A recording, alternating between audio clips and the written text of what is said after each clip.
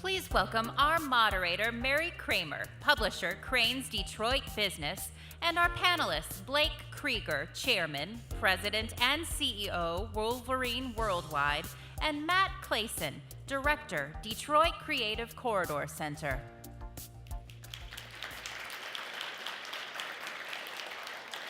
Good morning.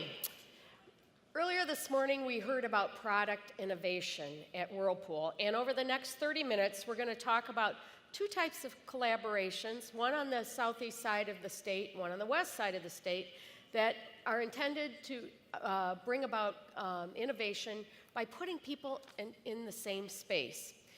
Representing the west side, we have Blake Kreuger.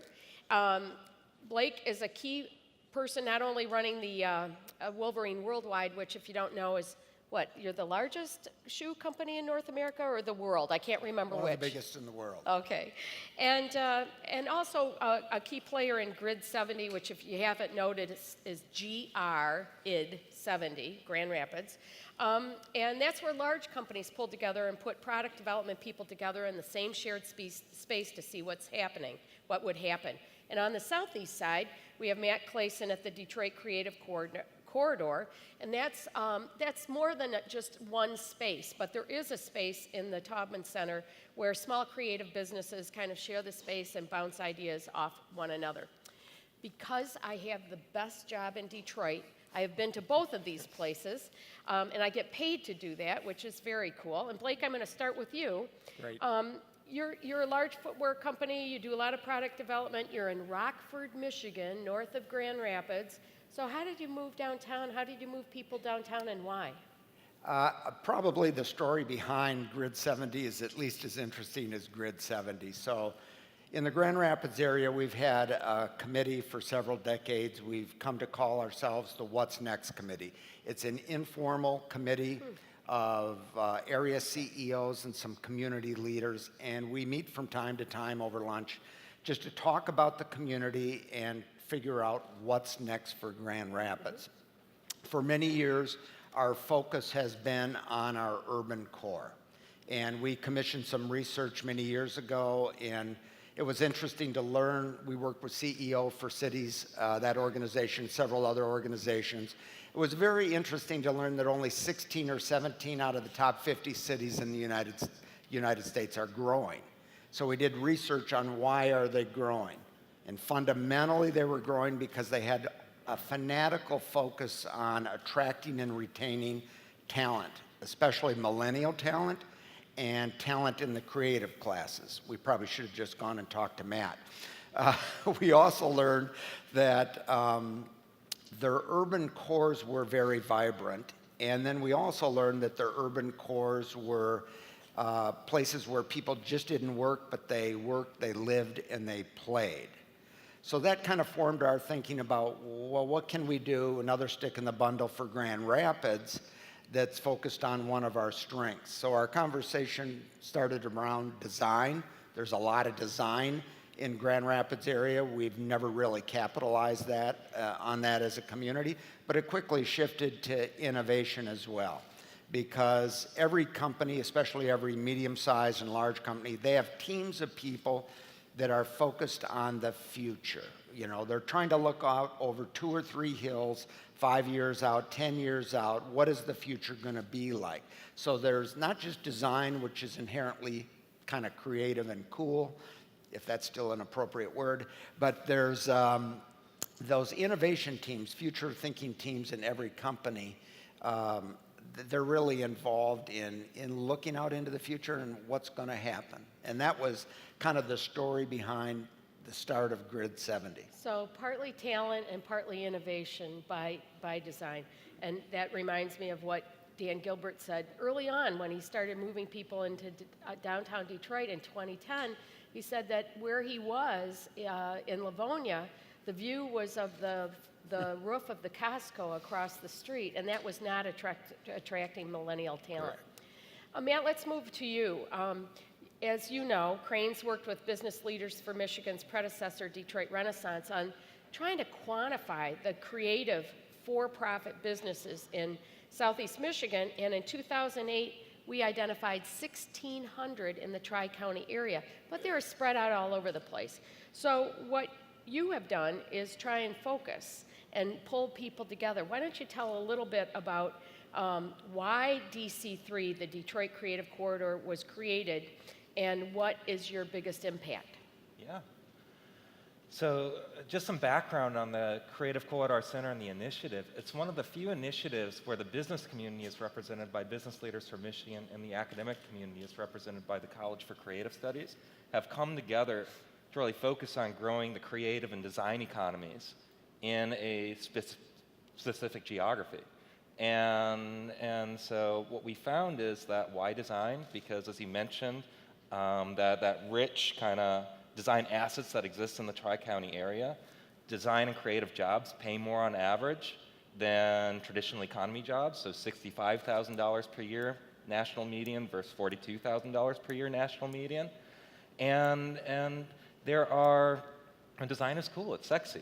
Mm-hmm. And so why not find a way to concentrate that in a creative corridor geography and use that as a tool to retain talent, to attract talent, and begin to change the region's image. Mm-hmm. So we're not viewed as just a center of manufacturing, but a center of design, creativity, innovation, on the same plane as those aspirational cities, such as New York's, San Francisco's, Berlin's, London's. And we've taken a very kind of targeted strategy around growing that. So mm-hmm. as you alluded to, we have a business acceleration studio at the College for Creative Studies embedded in the A. Alfred Taubman Center for Design Education, which is 750,000 square feet of space dedicated to the advancement of the design industries in the city of Detroit. But you don't take up all of that. I wish we could. And we could actually fill it, I think, now, too, which is kind of odd because 2 years ago, it was a very different story. But no, we have about 3,000 square feet of space. We work with 6 firms a year. I've worked with about 45 firms since we started, 30 of which are still in business. They employ about 90 people right now, so that's pretty fun. We work closely with the city to attract larger creative enterprises to the city, help them create that business case. Why should I be here? What is the value of being in an urban setting, and a distressed urban setting like Detroit? Access to talent, access to clients, exposure, access to new markets. Since we started this work, over 43 firms have located operations in Detroit's Creative Corridor, representing about 2,500 creative sector employees. So that's pretty... Why don't you describe the parameters, the geography of what the Creative Corridor is? Yeah, so when we talk Creative Corridor, it's really the downtown area here, the midtown area between downtown, then what I'd like to say our uptown area, our New Center area, which is where the General Motors old headquarters was. So it's about 7.2 square miles of space, and within that space, you're starting to see these creative clusters emerge. A strong advertising digital media cluster in this kind of about 2 blocks north of here. A strong boutique design, independent design cluster happening in the Midtown area, anchored by the Shinola Store Bicycle Factory, surrounded by about 30 different small design studios and galleries. And then a really fun design research development district happening around the A. Alfred Taubman Center for Design Education. We have Shinola's headquarters there. You have Henry Ford Innovation Institute, Tech Town, Wayne State's building a large new bio-life sciences research center. So it's where this can all come together and really innovation can flourish. Blake, Matt mentioned the relationship with the College for Creative Studies. You've got the Kendall School of Design downtown. Is that a player at all in your Grid 70, or you don't see that as... Yeah, fundamentally, Grid 70 is one building, one location, stands for Grand Rapids Innovation and Design on 70 Ionia. That's where Grid 70 comes from. So we wanted to take companies that were not direct competitors, Steelcase, Amway, Meyer, ourselves, bring some of these future teams together and rub shoulders. So for us, we saw as it was good for the people that are working there. They can ride their bikes to work. They're in an urban setting. Most of them are millennials. It was good for the companies involved because you get these happy accidents that happen between different companies, different future-thinking teams, and they kind of learn from each other without trying to learn from each other. And then it was good for Grand Rapids, just another little stick to make Grand Rapids a little bit cooler. We obviously in design, we've got 45 or 50 product development people, designers down at Grid 70. They're interacting with each other. The floors are kind of open. They're interacting with the steel case people. They're going down to the Meyer test kitchen to steal whatever food and other samples they can steal on a daily basis, I believe. So it's a pretty dynamic environment. For us, Kendall has been a feeder for design talent. But the other thing Grid 70 does is when the interns come in for the summer and they go back to FIT, Fashion Institute of Technology Design School in New York City, or they go back to the Cincinnati School of Design, or they go back to Kendall, it starts to create a little buzz.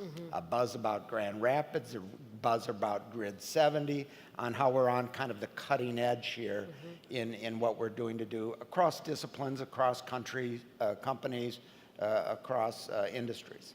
Now, when I was there once, this was maybe a year or so ago, the team was talking about a new shoe, the first product that they actually designed in Grid 70, and I think it was something that they were trying a new material, and it turned out that the steel case people had experience with a kind of resin or plastic. I don't know what the substance was. So you're finding those kinds of interactions? Yeah, we're finding the benefits cross brands. We have 15 footwear brands. A lot of you probably don't know our company, but you know Merrill and you know Sperry, Topsider and Keds and Saucony and some of our other brands. So we found the collaborations cross our brand groups and our brand design teams. They solve problems on their own before they even have a chance to bubble up and become a bigger problem. But also they get ideas from these other companies.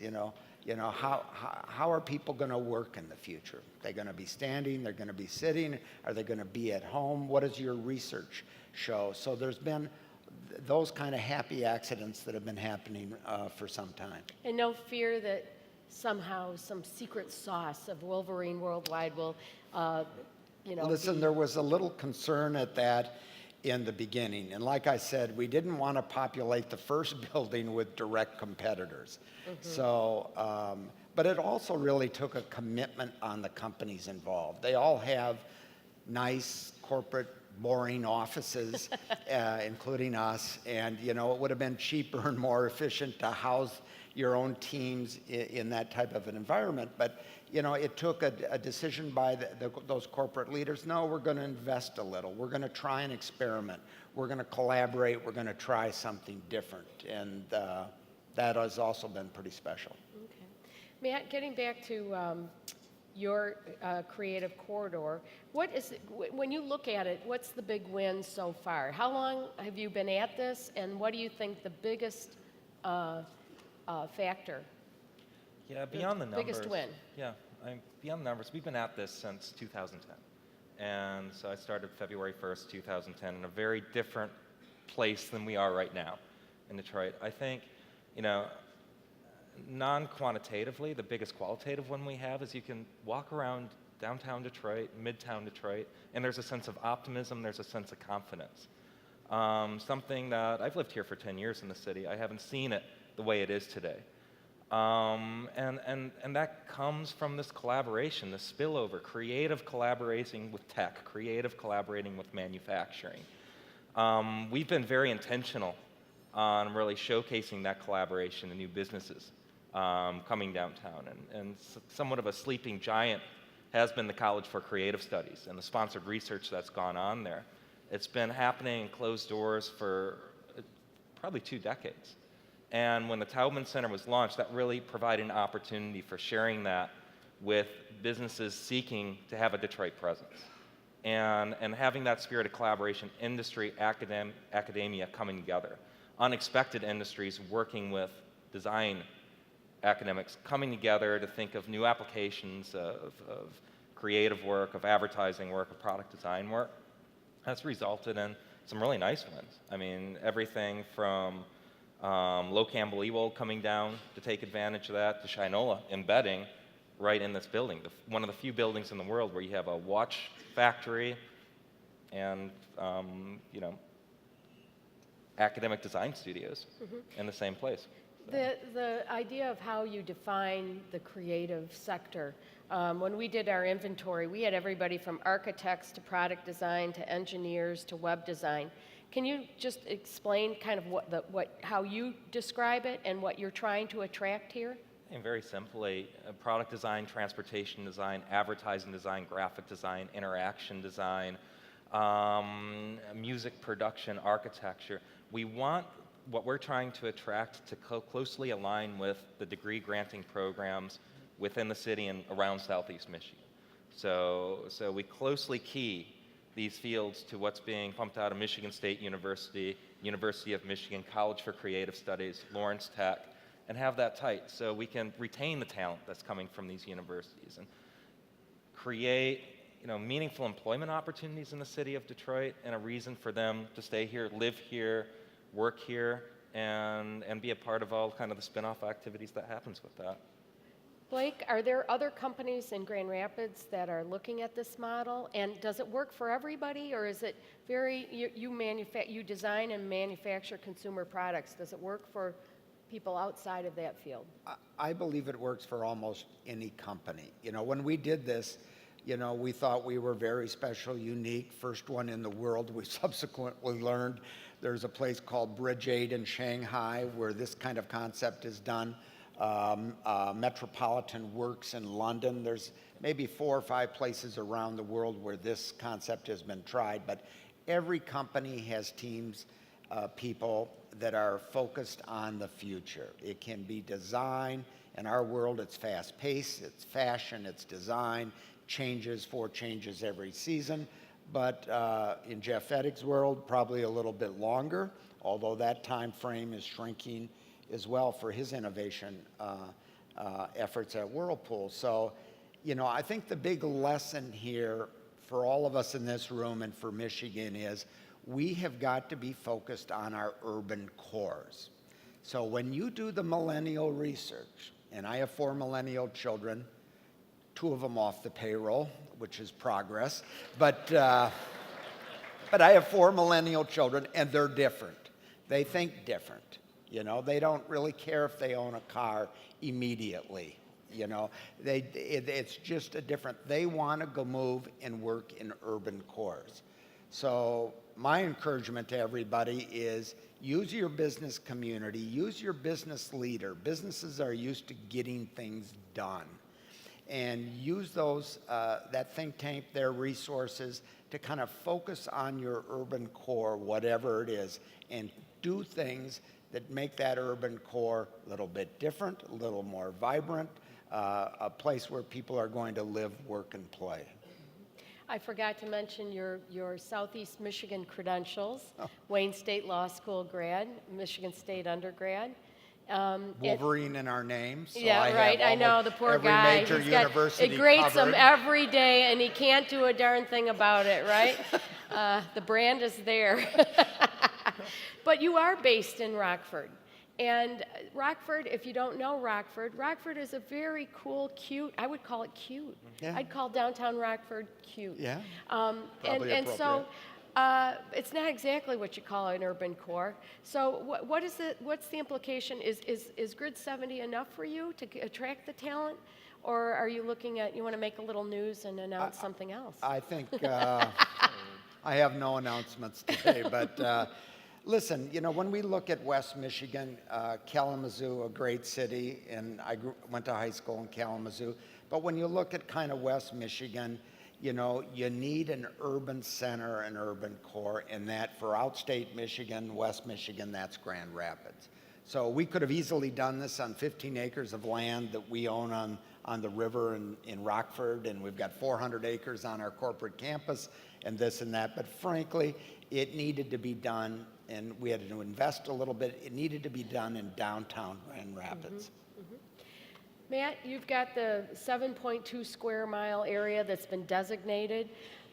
What would you say, can you come up with a good example of a company or a product or an innovation that you think is partly successful because of where they are and how they collaborated within the technology zone? A kind of give two With examples. Creative Zone. I'd like to talk about Skidmore Studio, one of the early adopters to kind of coming down to Detroit at the end of the recession, taking a big risk, and having that risk pay off. Since they've moved to Detroit, they've been able to grow their revenues by 30%.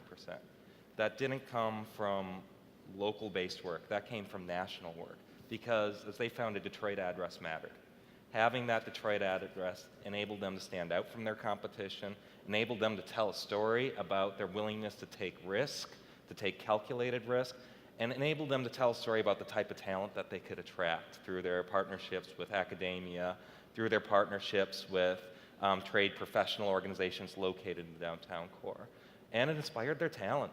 When you talk with Tim, their CEO, he's like, my talent has not been, they did good work before, they're doing amazing work right now, world-class work, because they're in a city core with those world connections, those global connections. So you have that. The other example is Low Campbell Ewald coming downtown, right across the street from the technical center of one of their largest clients. Perfect proximity. Clients across the street, cross 8 lanes, there I am.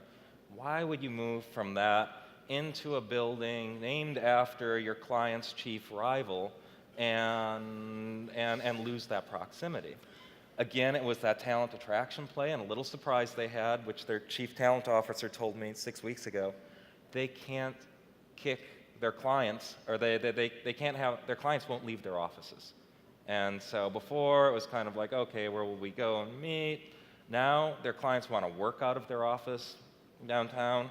They want to do after-hours events there, and like, okay, we need some privacy so we can actually do our work. But it's a great thing. What a great way to keep your clients close, keep them happy, and have that collaborative environment. For those of you who are not really familiar with the Detroit area, you were referring to Low Campbell Ewald's old location across from the GM Tech Center in Warren. Sorry, And it's kind of it did vague. help that they were doing some work for General Motors as well, and so they Yeah. moved downtown. It is Ford Field that their new address is downtown, Yeah. so it's Yeah, a nice cryptic response, I guess. Right. So how do you get other companies to see the value of this? How are you promoting, or do you think that Grid 70 will expand in Grand Rapids, or do you think that this is a one-off and it's up to other companies to explore this kind of a model? Grid 70, first of all, was real jobs for real people at real companies. It was real. So that was a plus. But our original intent was certainly to be non-exclusive. So Grid 70 is not intended to be exclusive whatsoever. Our hope was that other companies would see the benefit of Grid 70. We bring them through all the time. And then fundamentally, there would be other grids that would spring up in downtown Grand Rapids. And it might be other companies, it might be some direct competitors in the office furniture industry, for example, but they might have a separate location. So we've tried to encourage that. We've showed Grid 70 to lots of other companies. We've seen some projects that look a lot like Grid 70 that have started to spring up in downtown Grand Rapids. It sounds like from listening to both of you that all of the predictions, well, not all of them, but it wasn't that long ago that office furniture companies, for example, were predicting that we would be hoteling more and we would be working from home more and telecommuting more. But listening to you both, it sounds like place matters and getting connected in person also matters. Is there any other leave behind as we wrap up? I think I got the high sign here that you would like to leave for this group. Matt? You know, when the weather's better and warmer, walk around Detroit. It's actually walkable. It's becoming the spontaneous city now, where you can just come down without a reason to come down and have a good meal, see some fun people, and figure things out. So Our web designer still commutes by bicycle from Corktown all winter long. put the snow tires on. Yeah, put the snow tires on. Blake? Again, just focus on your urban cores. They need to be vibrant. Millennials, especially millennials in the creative class, want to work, play, and live in that type of environment. What can you do to make it a little bit cooler? What can you do to make it special? So with that, I think we will thank our panelists, and thank you for the conversation this morning, and move on to the next session. Thanks, Thank you. Mary.